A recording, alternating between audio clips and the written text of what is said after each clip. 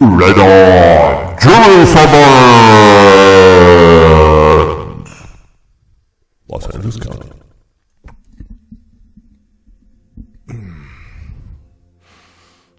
Hey man, Swarthos here on a live feed. I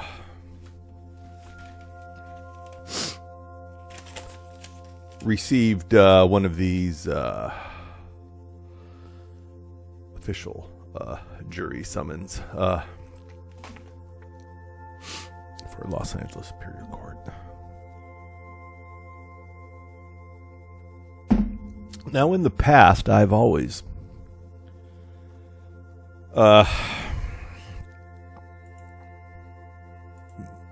become pretty agitated by it. Check it out, man. This is. Oh, yeah, there we go. I've been very agitated by it in the past, but this time I've decided that it's a proclamation of God for sure. Because about a week before I received the summons, I was sitting in my chambers over here in my room and was kind of meditating. And I thought, well, you know, I don't know if I'd like to, you know, try jury duty. You know, I'm bored, nothing to do, and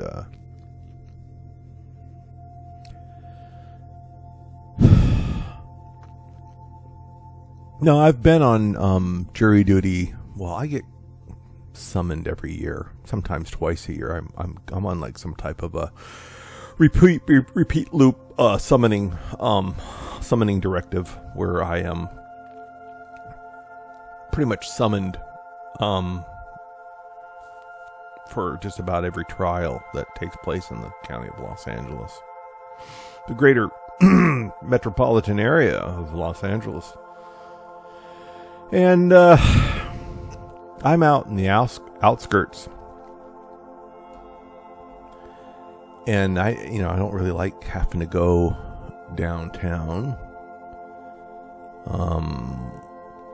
One year they had me go to the Compton courthouse, which was an interesting experience, to say the least. And that was the first time I ever had a judge say, well, if any of you are threatened by gangs or, you know, any criminals in here, basically, we will provide a police escort to and from your residence. So I was like, okay, I gotta get out of this. And so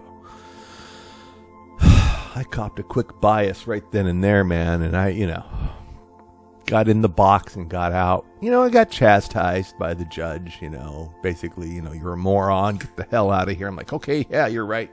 Bye!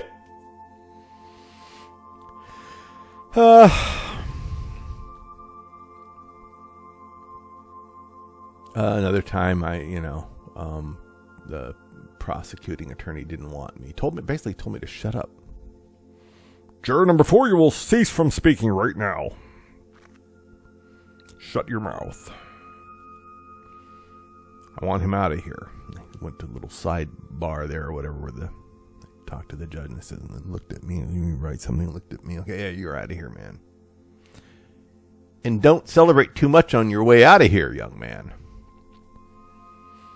I wasn't really a young man, but well, anyway, so this time, so I was in my room and I'm kind of meditating, thinking about jury duty, because the last time I got summoned, I developed great anxiety, and I went to my doctor. I said, doctor, I'm developing this great amount of anxiety over this because I've had a couple of bad experiences when I've gone to jury duty, and I just feel anxious. And he said, well, I'll write you an excuse, man.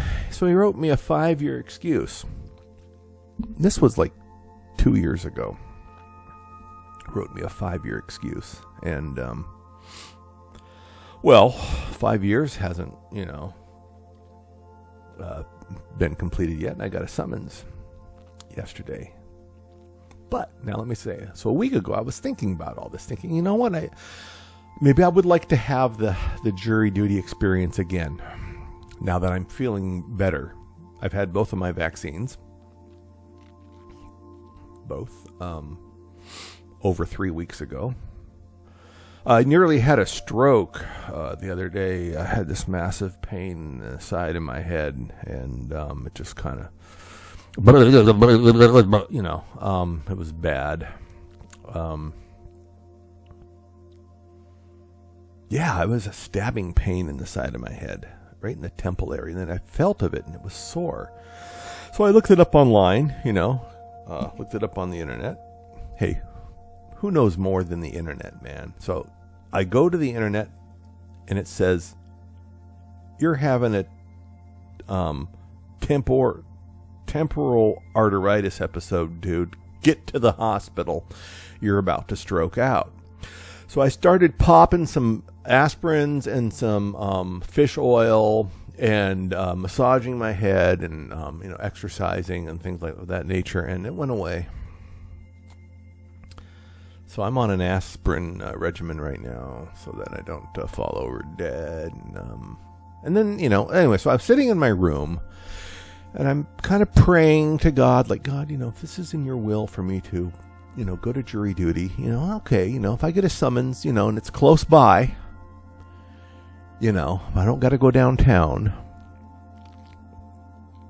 I'll go. And a few days later,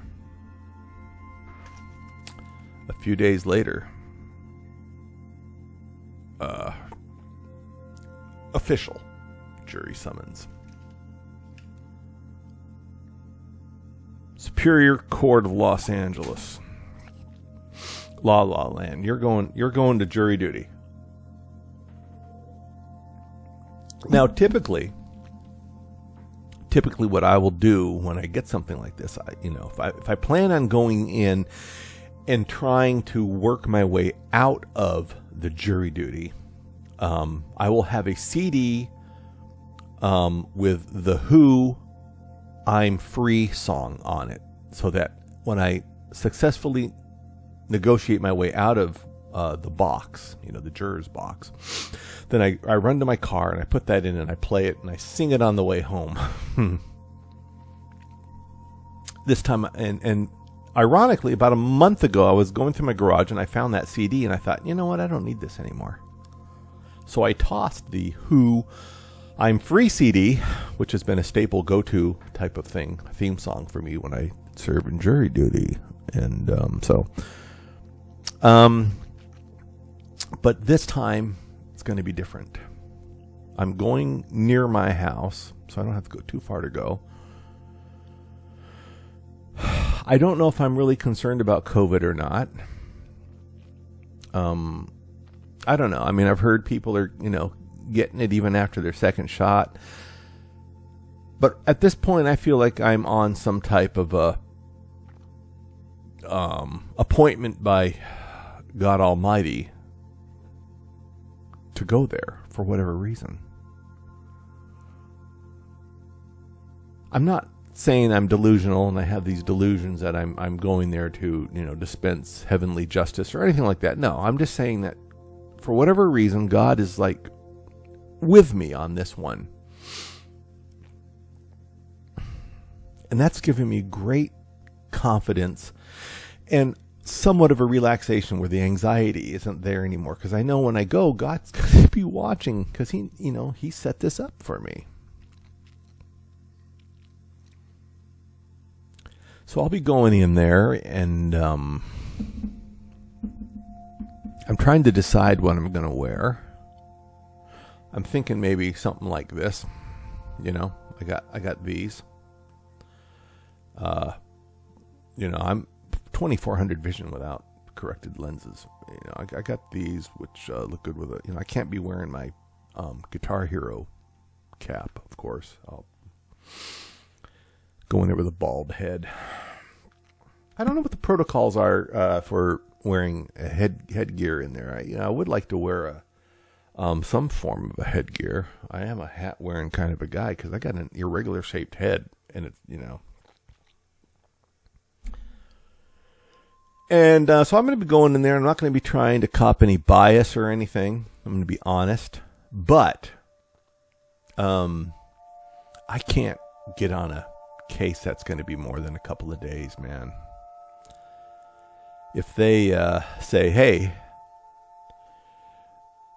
you're going to be in here for a couple of weeks, a month, I can't afford it. I don't. I'm semi-retired. Okay, I've got a limited income. My house is paid off, so I don't have that, but I do have utility expenses. You know, I've got food, I've got gas, I've got utilities. And then, of course, the yearly taxes on the house that I own, which are pretty darn high. So from month to month, I have to be very careful how I budget my money. And I just work part-time. I don't have a full-time job anymore. I'm part-time. So I basically earn below the poverty level. But I'm able to survive because, like I said, my house is paid off and car's paid off, you know. So all I have, you know, is just the very basics. But all the money I have goes for that. And a little bit, of course, for gaming. You know, I put aside money for gaming, but so having said that, if I'm in there for more than a couple of days, it's going to start affecting me because my employer doesn't pay me to be on jury duty. I am the employer because I'm the president of the company. And I don't pay myself to be there. So, yeah, it'll hurt me. So I'm going to bring in my W-2 and, you know, that will be one thing that will cause me to, you know, try to get out of it because I won't want to be there for any great length of time because it will affect me financially. It could hurt me. Nobody should go into debt because they have to serve jury duty, right? But having said that, you know, if it's one of those, you know, couple of day type of deals, 2 or 3 days, yeah, I'm kind of looking forward to it.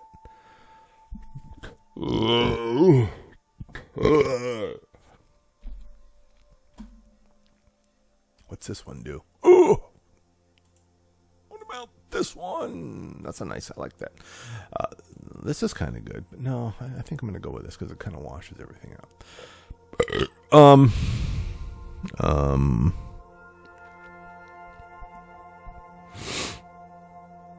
Yeah. Yeah, in the past, I've always resisted the summons and, you know, like I said, my doctor would get me out of it.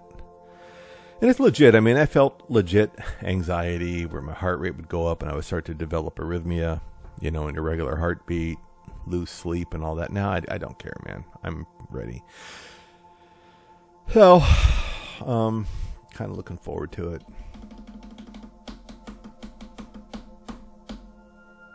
So I got to find out what I got to bring in there with me, what I can bring in there with me, what I can do in there. I won't be able to blog in there or vlog. Maybe I will be able to. But I don't think you're allowed to record, you know, anything inside of a courthouse. I won't be stupid. I'll be careful. I think that's about it. Hey, maybe I will keep contributing to this as an update. I know I'm not allowed to speak about the trials or anything if I get on one. But I'll try to remember if anybody's interested in hearing what the hell goes on. I'm just wondering, you know, how difficult is it to not be biased when you go in there, you know, when they ask you? Because I've been asked, you know, are you able to render a fair and unbiased verdict, you know, or decision about this case based on what you know about my client here? They tell you this during the voir dire, the process where you're supposed to speak the truth to the attorneys as they grill you. They're trying to expose any bias and see if they want you on the jury or not.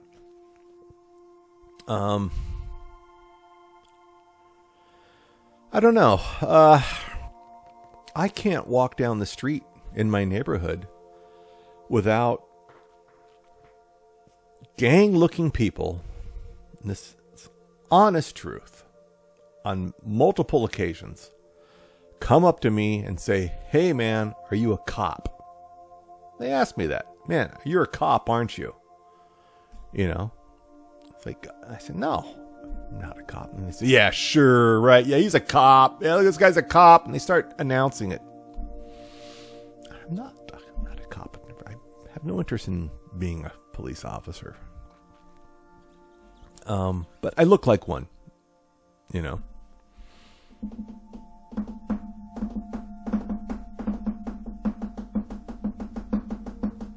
I'm too chicken to be a cop, you know, and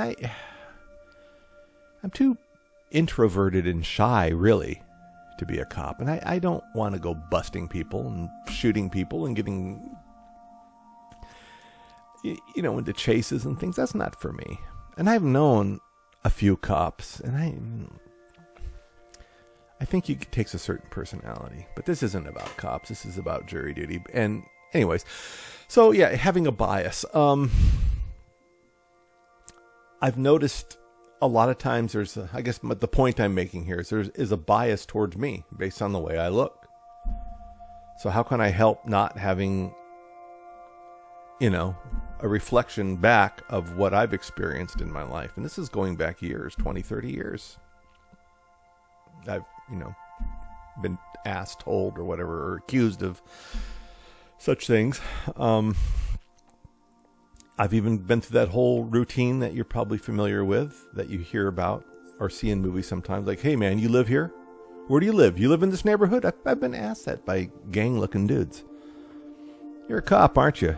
"No, yeah. Are you from this neighborhood? Do you live here? Where do you live?" I've been asked that on the streets when I'm out, you know, walking, getting my exercise in. So, you know, can I go in there and not be biased? So when the defense attorney or prosecution asks me that, what am I going to say? Would it be a lie to say, "No, I'm perfectly unbiased here"? Or would I have to say, "No, I have a little bit of, you know, tainted view on just about everything in life anymore due to all the years I've walked this planet"? That's probably true for everyone. Maybe it depends upon how strong that is. You know, I don't know how strong that is. I don't know, man. So I don't know. I guess I'm going to find all this out when I go. You know, I mean, about myself and the state of mind I'm in now versus prior years. One case I went in that was in Compton, in the Compton courthouse. This was probably... Oh, there goes my phone. Be right back. How do I pause this thing?